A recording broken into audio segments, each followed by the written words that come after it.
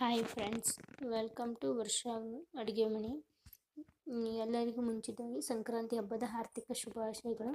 ಸಂಕ್ರಾಂತಿ ಹಬ್ಬಕ್ಕೆ ಮಾಡುವ ಚಟ್ನಿಗಳನ್ನು ನೋಡೋಣ. ಯಾವ್ಯಾವ ಚಟ್ನಿಯನ್ನು ಮಾಡೋಣ ಮತ್ತು ಹೇಗೆ ಮಾಡೋದು, ಏನೇನು ಸಾಮಗ್ರಿಗಳು ಬೇಕಂತ ನೋಡೋಣ.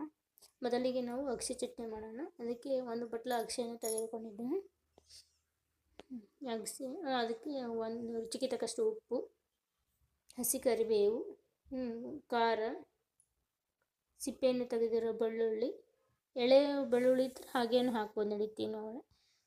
ಜೀರಿಗೆ. ಈ ಮೊದಲು ಹಂಚು ಕಾಯಾಗಿಟ್ಟು ನಂತರ ಹಂಚು ಕಾದ ನಂತರ ಅದಕ್ಕೆ ಅಗಸೆಯನ್ನು ಹಾಕಬೇಕು. ಈ ಅಗಸೆಯನ್ನು ಮೀಡಿಯಮ್ ಫ್ಲೇಮ್ನಲ್ಲಿ ಹುರ್ಕೋಬೇಕು, ಚೆನ್ನಾಗಿ ಹುರ್ಕೋಬೇಕು, ಹೊತ್ತಬಾರ್ದು. ಮತ್ತು ನಾವು ಎಲ್ಲಿವರೆಗೆ ಹುರ್ಕೋಬೇಕಂದ್ರೆ ನಾವು ಅಗಸೆ ಚಟಾಪಟ ಅಂತ ಸಿಡಿವರೆಗೆ ಹುರ್ಕೋಬೇಕು. ಆನಂತರ ಇವನ್ನು ಒಂದು ತಟ್ಟೆಗೆ ಹಾಕ್ಕೋಬೇಕು. ನೋಡಿ, ಈ ರೀತಿಯಾಗಿ ಚಟಾಪಟ ಅನ್ನೋವರೆಗೂ ಹುರ್ಕೋಬೇಕು. ಈ ರೀತಿ ಚಟಾಪಟ ಅನ್ಸಿದ ನಂತರ ಇನ್ನು ಗ್ಯಾಸ್ ಆಫ್ ಮಾಡಿ ಒಂದು ತಟ್ಟೆಗೆ ಆರೋದಕ್ಕೆ ಬಿಡಬೇಕು. ಆರಿದ ನಂತರ ಒಂದು ಜಾರಿಗೆ ಹಾಕಿ ಒಂದು ಸ್ವಲ್ಪ ತರಿಯಾಗಿ ರುಬ್ಕೋಬೇಕು ಮೊದಲಿಗೆ. ನಂತರ ಇದಕ್ಕೆ 1 ಟೇಬಲ್ ಸ್ಪೂನಷ್ಟು ಜೀರಿಗೆ, ಖಾರ, 4-5 ಟೇಬಲ್ ಸ್ಪೂನಷ್ಟು ಒಣ ಖಾರ, ಬೆಳ್ಳುಳ್ಳಿ, ಕರಿಬೇವು, ರುಚಿಗೆ ತಕ್ಕಷ್ಟು ಉಪ್ಪು ಹಾಕಿ ಈಗ ರುಬ್ಕೋಬೇಕು. ಈಗ ನೋಡಿ, ರುಚಿಕರವಾದ ಅಗಸೆ ಚಟ್ನಿ ರೆಡಿ. ಈಗ ಗುರ್ರ ಚಟ್ನಿ ಮಾಡೋಣ. ಗುರ್ರ ಚಟ್ನಿ ಮಾಡಲು ನಾವಿಲ್ಲಿ ಒಂದು ಬಟ್ಲ ಗುರಳನ್ನು ತೆಗೆದುಕೊಂಡಿದ್ದೇವೆ. ಬೆಳ್ಳುಳ್ಳಿ, ಜೀರಿಗೆ, ಕರಿಬೇವು, ಖಾರ, ಉಪ್ಪು, ರುಚಿಗೆ ತಕ್ಕಷ್ಟು ಉಪ್ಪು. ಈಗ ಹೇಗೆ ಮಾಡೋಣ ಅಂತ ನೋಡೋಣ. ಮೊದಲಿಗೆ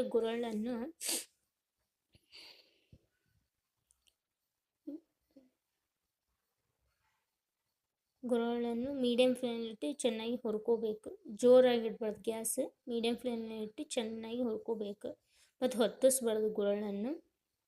ಅವು ಎಲ್ಲಿವರೆಗೆ ಹುರ್ಕೋಬೇಕಂದ್ರೆ ಚಟಾಪಟ ಅಂತ ಸಿಡಿಯೋವರೆಗೂ ಹುರ್ಕೋಬೇಕು. ಅದು ಸಿಡಿದ ನಂತರ ಗ್ಯಾಸ್ ಆಫ್ ಮಾಡಿ ಒಂದು ತಟ್ಟೆಗೆ ಹಾಕ್ಕೊಳ್ಳಿ.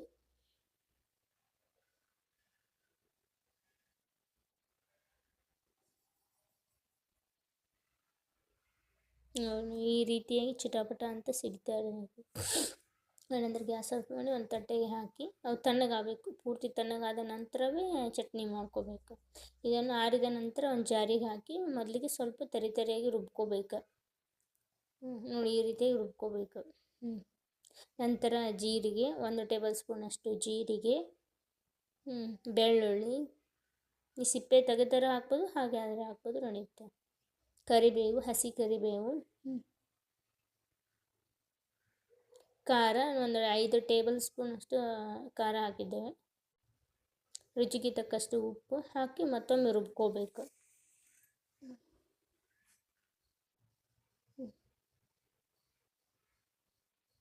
ಗುರಳ ಚಟ್ನಿ ರೆಡಿ.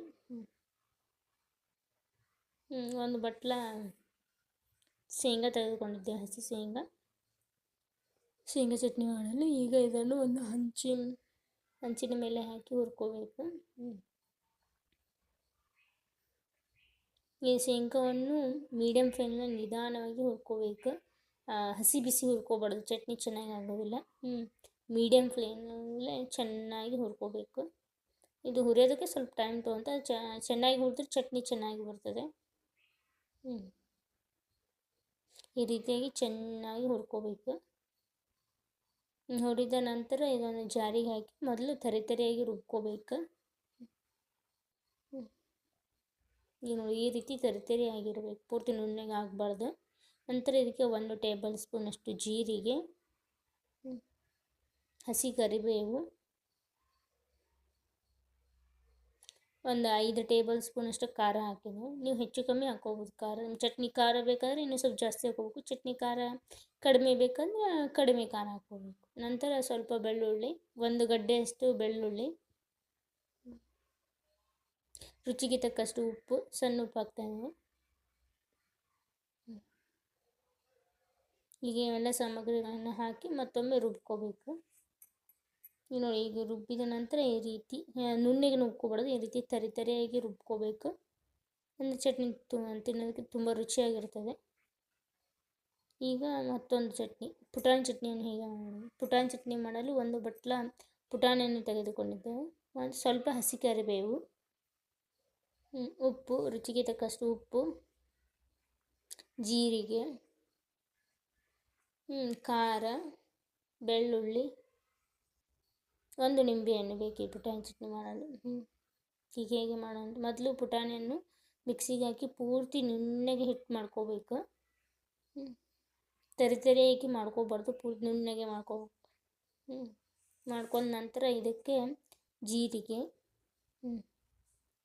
ಸಾಣಿಗೆ ಇಡುವ ಅವಶ್ಯಕತೆ ಏನಿಲ್ಲ. ಪೂರ್ತಿ ನುಣ್ಣಗೆ ಆದರೆ ಹಾಗೆ ಮಾಡ್ಬೋದು ಚಟ್ನಿ, ಇಲ್ಲಾಂದರೆ ಸ್ವಲ್ಪ ಸಾಣಿಗೆ ಹಿಡ್ಕೊಂಡು ಮಾಡ್ಬೋದು. ನಂತರ ಇದಕ್ಕೆ 4-5 ಟೇಬಲ್ ಸ್ಪೂನಷ್ಟು ಖಾರ, ರುಚಿಗೆ ತಕ್ಕಷ್ಟು ಉಪ್ಪು, ಬೆಳ್ಳುಳ್ಳಿ, ಹಸಿ ಕರಿಬೇವು ಎಲ್ಲನೂ ಹಾಕಿ ರುಬ್ಕೋಬೇಕು. ಮತ್ತು ರುಬ್ಬಿದ ನಂತರ ಇದಕ್ಕೆ ಒಂದು ಅರ್ಧ ಹೋಳು ನಿಂಬೆ ಹೋಳನ್ನು ಹಾಕಿ ಮತ್ತೊಮ್ಮೆ ರುಬ್ಕೋಬೇಕು. ಈ ಎಲ್ಲ ಚಟ್ನಿಯನ್ನು ಮಾಡಿದ ನಂತರ ಅವು ತಣ್ಣಗಾಗಬೇಕು. ತಣ್ಣಗಾದ ನಂತರ ಒಂದು ಏರ್ಟೈಟ್, ನಾವಿಲ್ಲಿ ಗಾಜಿನ ಬಾಟ್ಲಿಗೆ ಹಾಕಿದ್ದೀವಿ, ನೀವು ಯಾವುದಾದ್ರೂ ಬಾಟ್ಲಿಗೆ ಹಾಕಿ ಇಟ್ಕೊಂಡು ಈ ರೀತಿ ಇಟ್ಕೊಂಡು ಈ ಚಟ್ನಿಯನ್ನು ಒಂದು 15 ದಿನಗಟ್ಟಲೆ ಸಂಗ್ರಹಿಸಿ ಇಡ್ಬೋದು. ನಾವಿಲ್ಲಿ ಸಂಕ್ರಾಂತಿ ಹಬ್ಬಕ್ಕೋಸ್ಕರ ಒಂದು 4 ರೀತಿಯ ಚಟ್ನಿಯನ್ನು, ಶೇಂಗಾ ಚಟ್ನಿ, ಪುಟಾಣಿ ಹಿಟ್ಟಿನ ಚಟ್ನಿ, ಅಗಸೆ ಚಟ್ನಿ, ಗುರಳ್ಳಿ ಚಟ್ನಿ, 4 ಬಗೆಯ ರೀತಿಯ ಚಟ್ನಿಗಳನ್ನು ಮಾಡಿ ತೋರಿಸಿದ್ದೇವೆ. ನೀವು ಮನೆಯಲ್ಲಿ ಮಾಡಿ ಯಾವ ರೀತಿ ಬಂದಂತ ನಮಗೆ ಕಮೆಂಟ್ ಬಾಕ್ಸಲ್ಲಿ ತಿಳಿಸಿ. ಈ ವಿಡಿಯೋ ನಿಮಗೆ ಇಷ್ಟ ಆಗಿದ್ದರೆ ಲೈಕ್, ಶೇರ್, ಕಾಮೆಂಟ್ ಆ್ಯಂಡ್ ಈ ಚಾನಲನ್ನು ಸಬ್ಸ್ಕ್ರೈಬ್ ಮಾಡಿಕೊಳ್ಳಿ. Thank you for watching.